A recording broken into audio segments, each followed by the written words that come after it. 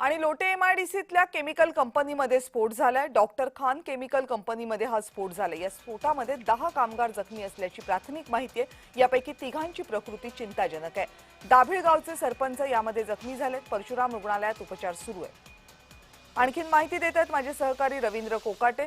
रवींद्र, काय नेमकं झालंय या कंपनीमध्ये? कंपनी कसली होती आणि आतापर्यंत जे जखमी झालेले आहेत त्यांच्या प्रकृतीची काय अपडेट आहे?